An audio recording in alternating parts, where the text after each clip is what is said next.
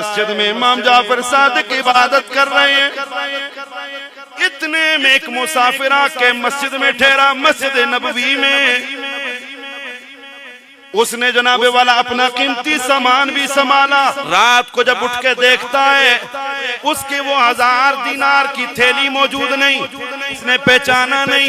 کہنے لگا او اللہ کے بندے، میرا مال چوری ہو گیا، 1000 اشرفیاں تو نے اٹھا لی. امام جعفر صادق نے فرمایا کیا تھا، کیا چاہیے، کہ جانتا نہیں تھا. امام جعفر صادق نے فرمایا میرے ساتھ چل. اپنے گھر میں لے گئے، اندر سے 1000 دینار کی تھیلی اٹھا کر اس کو دے دی. جب وہ واپس چلا گیا، اس نے جہاں اپنے سامان کو رکھا وہ تھیلی سے مل گئی. واپس آ کے کہنے لگا حضور معاف کر دو،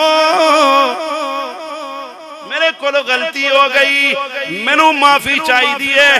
آپ نے فرمایا جا تو دا معاف کر دیتا ہے. وہ کہنے لگا سونے یہ اپنی 1000 اشرفیاں والی تھیلی بھی واپس لے لو.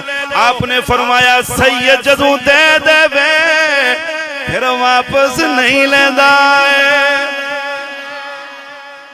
آپ نے واپس اس سے کوئی مجادلہ نہیں کیا کہ میں نے نہیں اٹھائی، تجھے میں چور نظر آتا ہوں.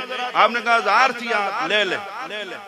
لیکن اللہ سبحانہ وتعالی نے یہ ایسی شخصیات اللہ تعالیٰ نے اس کائنات عالم میں پیدا فرمائی ہیں جن کے علم سے، جن کے عمل سے، جن کی سیرت سے، جن کے گفتار کو دیکھ کر لوگ کلمہ پڑھ لیتے تھے. ترہ ایک داریہ ٹائے بندہ آکے کہنے لگا امام جعفر صادق ذرا یہ بتائیے کیا آپ کا اللہ ہے؟ وہ فرمانے لگے ہاں ہے، وہ رب میرا موجود ہے.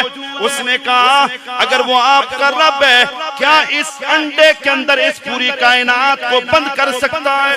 یہ بڑا بھی نہ ہو، جس حالت میں ہے، جس کیفیت میں ہے اسی طرح رہے. اللہ آپ کا کر سکتا ہے. فرمانے لگے کر سکتا ہے. وہ کہنے لگا کس طرح؟ امام جعفر صادق نے فرمایا ذرا باہر نکل کے دیکھ گیا. وہ باہر نکلا. فرمانے لگے کیا کیا تو نے دیکھا؟ کہنے لگا زمین بھی دیکھ لی، آسمان بھی دیکھ لیے، اور پھر میں نے جناب والا اونٹوں کو دیکھ لیا، دانوں کو دیکھ لیا. امام جعفر صادق مسکرا کے کہنے لگے اور کس چیز میں دیکھا ہے؟ کہنے لگا اس آنکھ کی چھوٹی سی پتلی میں دیکھا ہے. تو امام جعفر صادق فرمانے لگے اگر تیری آنکھ کی پتلی میں یہ کائنات سما جاتی ہے تو اس انڈے میں بھی میرا رب زمین کو سما سکتا ہے.